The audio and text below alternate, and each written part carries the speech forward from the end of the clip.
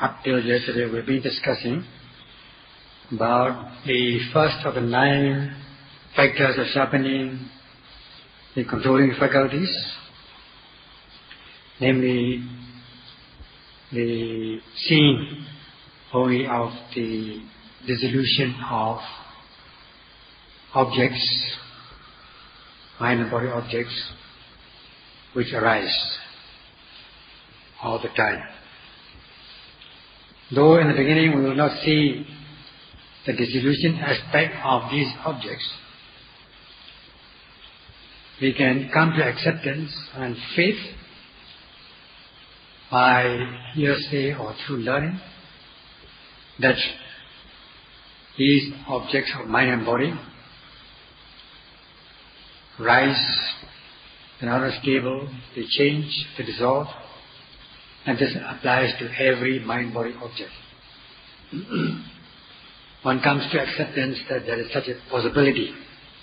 At that stage, one is said to have instilled faith to some extent, and this will be developed with one's own practice. In the beginning, one is not seeing the dissolution of the mind and body, nor one should just try to see the dissolving aspect of the mind and body. We note at the very moment of arising, that is, at the moment of seeing, hearing, tasting, touching, thinking, rising, falling, bending, stretching, and so on. In accordance with the method of exposition Siddhanta, and we label according to this method. And this is also in accordance with the Vipassana maxim. Only when you note at the very moment, you will see the realities, that is Sabhava. So today we shall continue on this subject.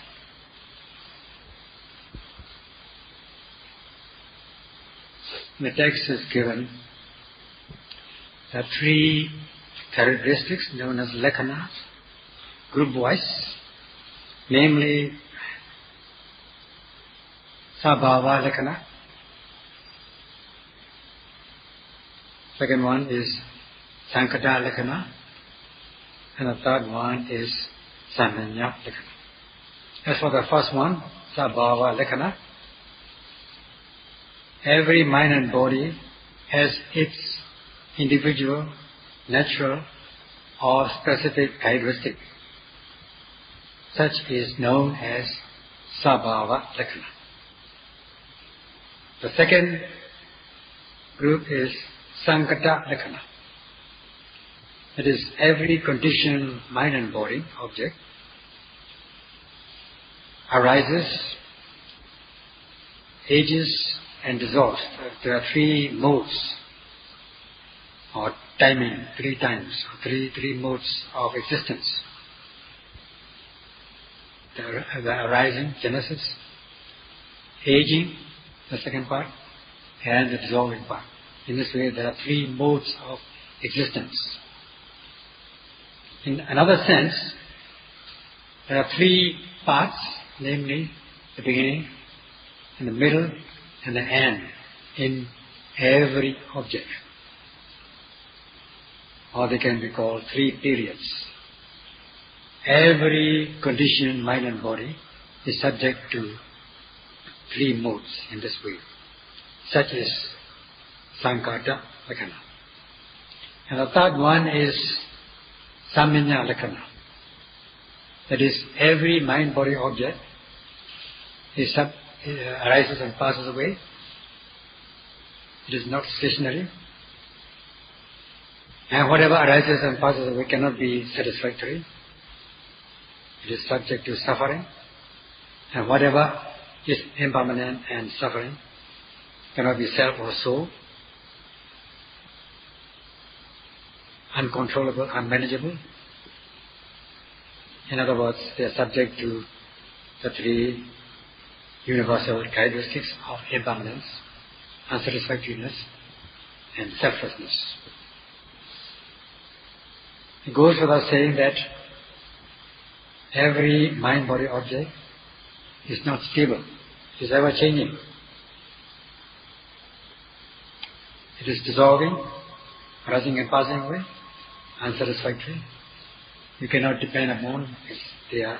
Every object is not dependable, not reliable, and they rise on their own, at their will, not at your will, not at your wish. This applies to every object.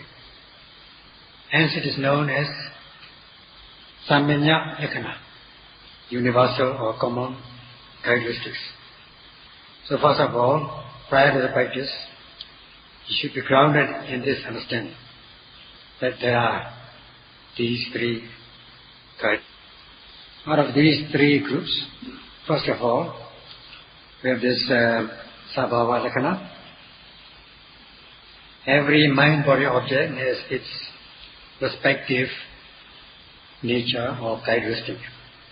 For example, the mind has the characteristic of knowing, sensation of feeling. Vedana has the characteristic of feeling or sensing. And as for these four primary objects, Patavi, earth element, has the characteristic of roughness, harshness, coarseness, and Abo, water element, has a characteristic of cohesion, fluidity, and then Tejo element, heat element, has the characteristic of heat, cold, warm, and the wind element, Vayo Dhatu, has the characteristic of stiffness, tension, and movement, and so on. So, in this way, these four primary objects, primary materialities, have their individual characteristics. Hence, such characteristics are known as Sabhava Lakkhana, individual, specific, or natural characteristics. It may be better if you can understand it as individual characteristic. They are conditioned phenomena. They arise through cause and condition, not causelessness and unconditioned. And when they arise, they are not stationary.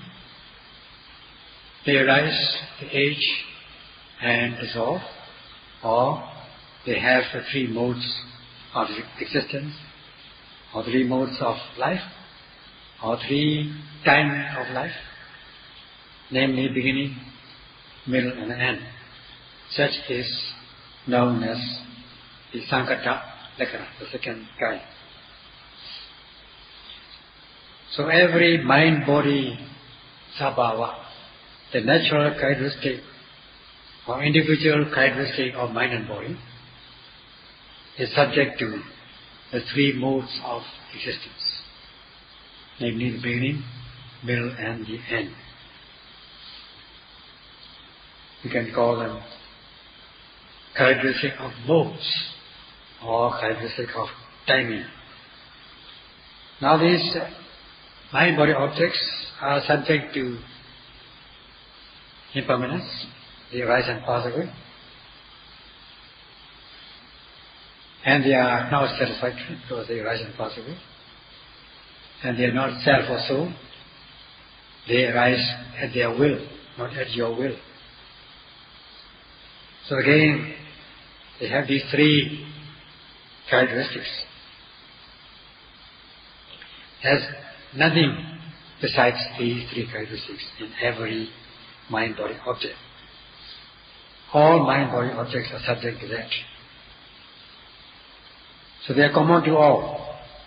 Or these characteristics are universal to all objects. Hence, we call them common or universal characteristic. And they are common in terms of the three characteristics, namely impermanence, unsatisfactoriness, and selflessness. In this way, we have three groups: Sabhava Lakkhana, natural characteristic; Sangata Lakkhana, mode, characteristic of mode, and the common or universal characteristic.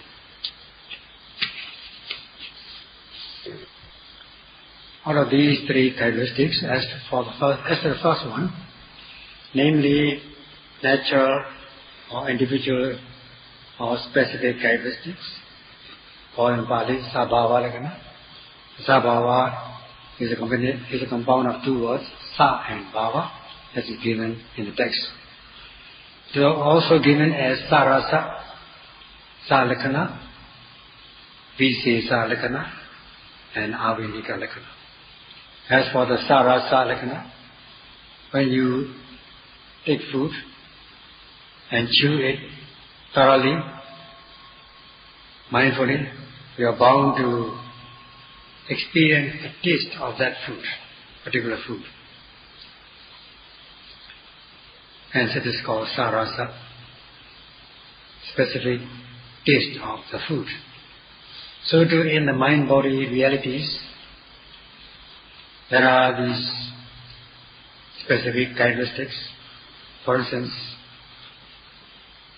the contact, known as Pusana, has the characteristic of coming into contact. And then Vedita, sensing, has the characteristic of feeling, just like the food that you taste as you chew the food.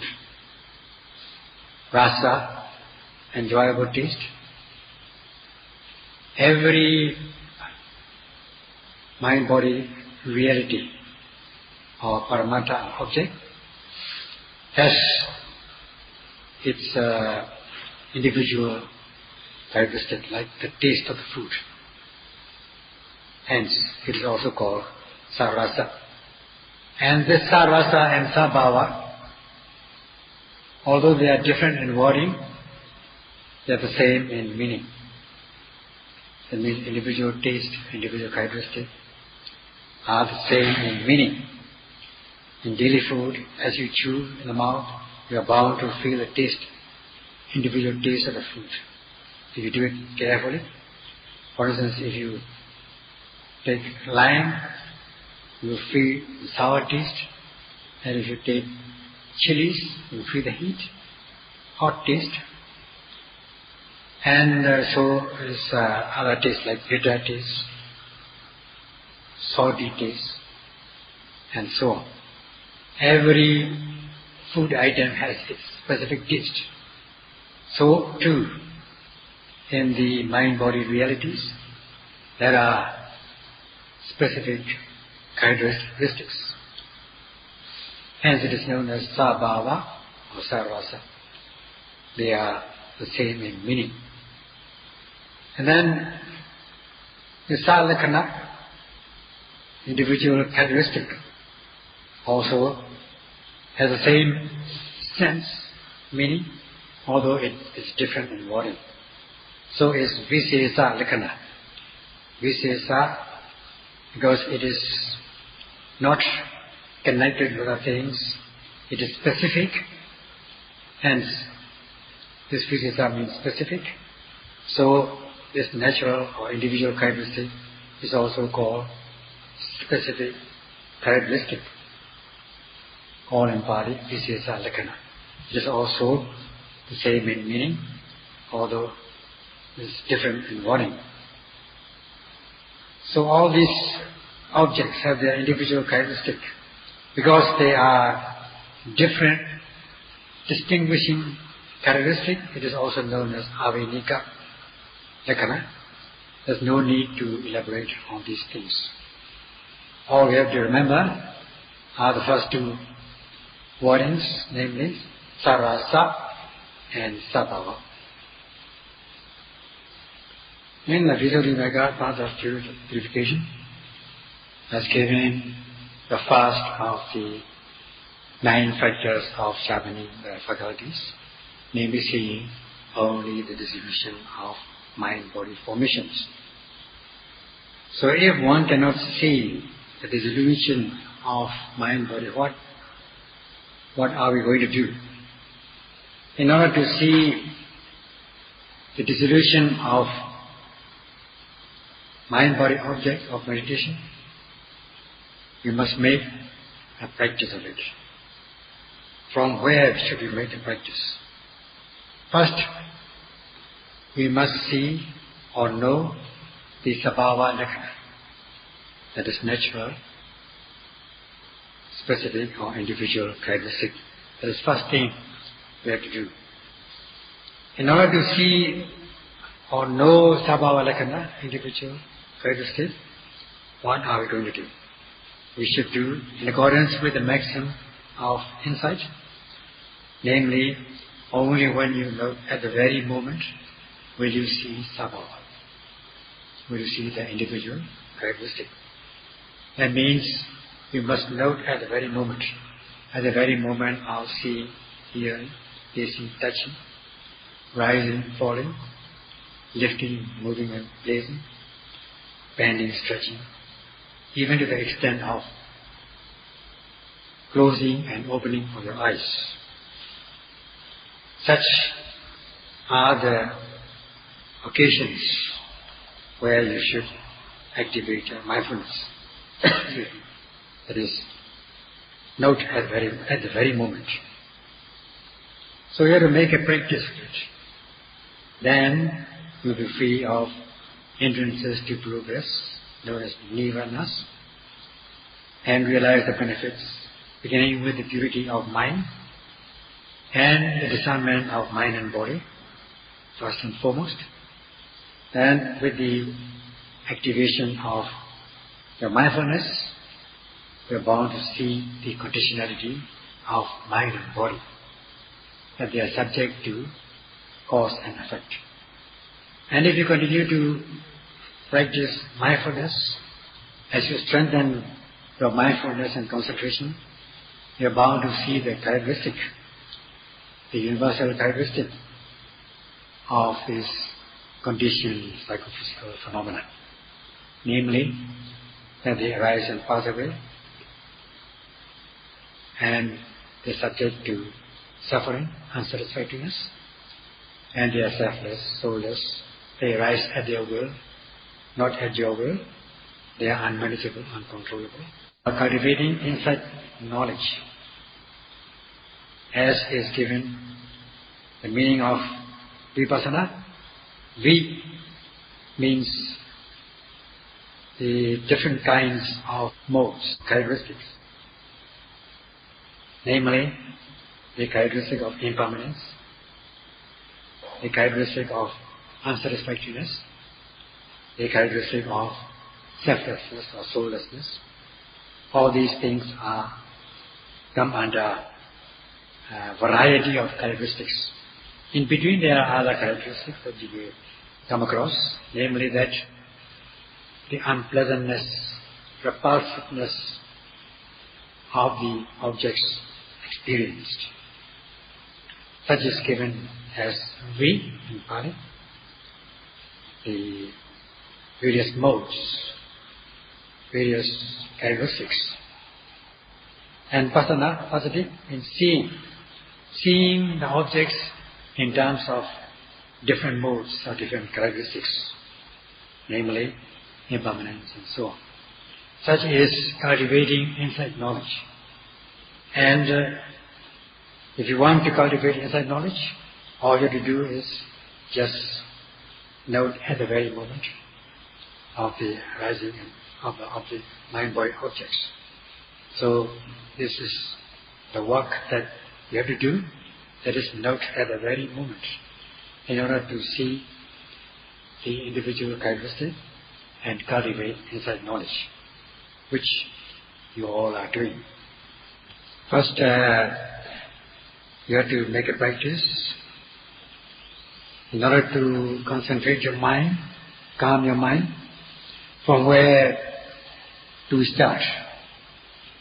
In order to cultivate insight knowledge, we note, in order to see mind and body, first and foremost.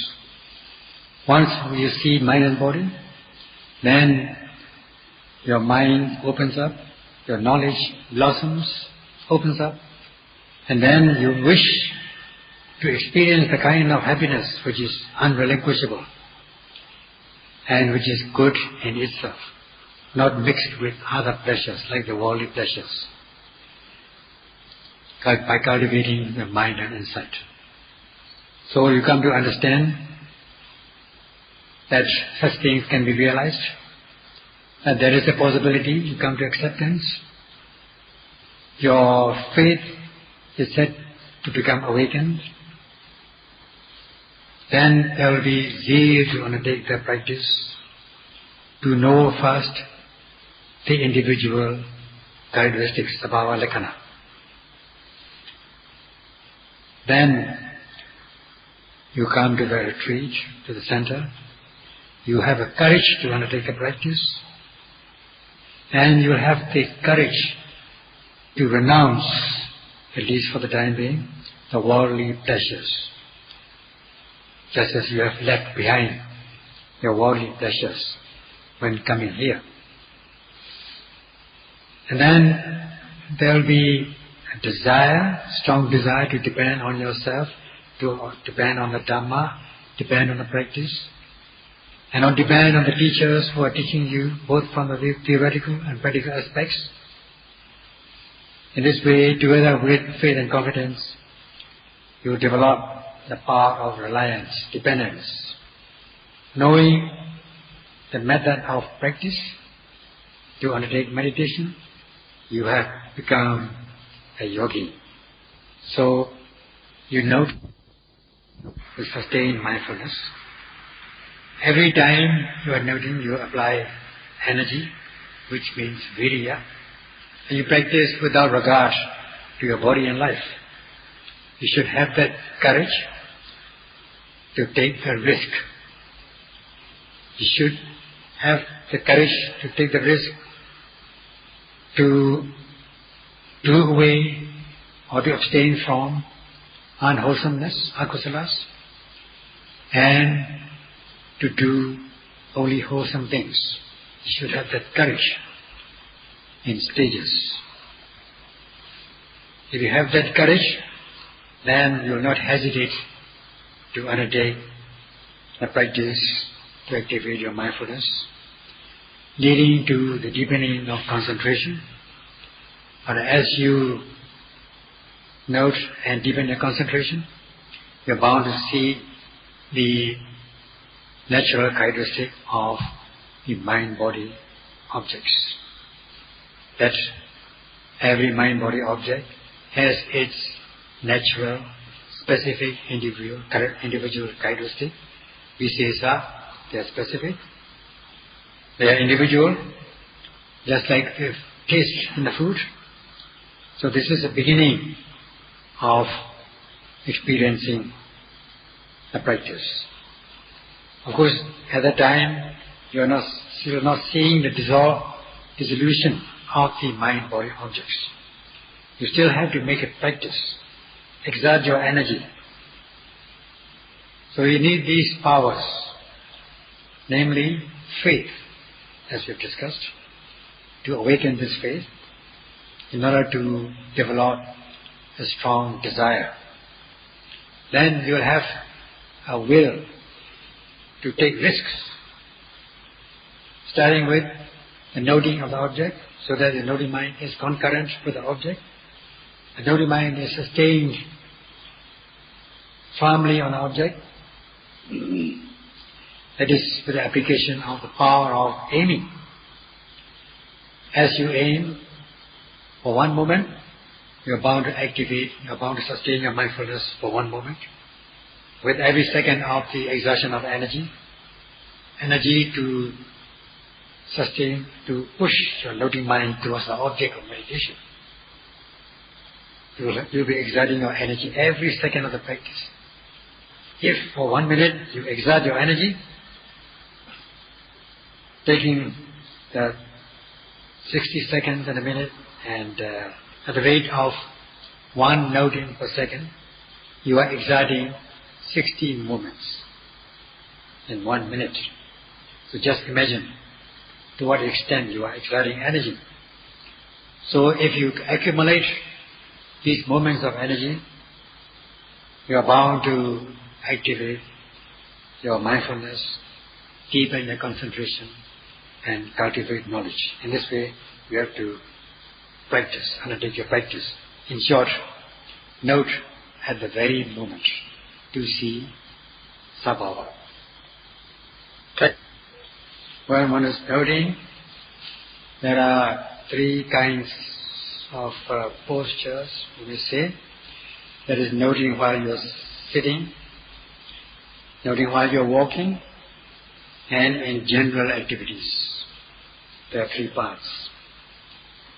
Now when you are doing sitting and walking meditation, main objects are very important. You must give priority to the main objects. Exerting mental powers fully, such as faith and confidence, the strong zeal to undertake the practice. And when you actually come to the practice, you should have the power of noting every arising object as it arises, so that the noting mind is concurrent with the object, employing the power of aiming and then energy in order to reach the noted object. So these two mental powers are very important. If you are able to do that, there will be no difficulty in activating mindfulness. Mindfulness is bound to be sustained on objects, leading to the deepening of concentration.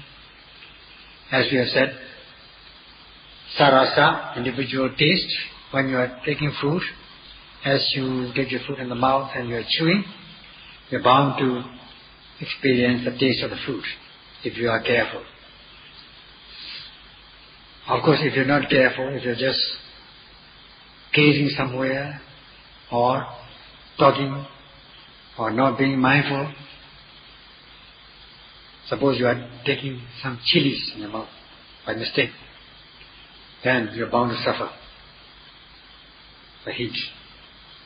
If you are not careful and not knowing the taste, it amounts to just hopelessness on the part of the person who takes the food. So even if the instruction is to be mindful, to be careful in chewing the food, to know the taste, and if one is not doing so, then it's one's fault, nobody else's fault. So when you are noting the objects, beginning with the main object of rising and falling, you use this power of aim in order to be concurrent with the object, and the exertion of energy to sustain your mindfulness on the object. This is the responsibility of the meditators. The teachers can only give guidance for the benefit of the yogis and lay down the disciplinary rules for the yogis to follow. So it is up to the yogis to undertake the practice. If they don't do it, it is their responsibility. If they cannot follow the instructions or follow the disciplines, of course, then they have to go and practice somewhere else. We stop here for today. Sadhu, sadhu,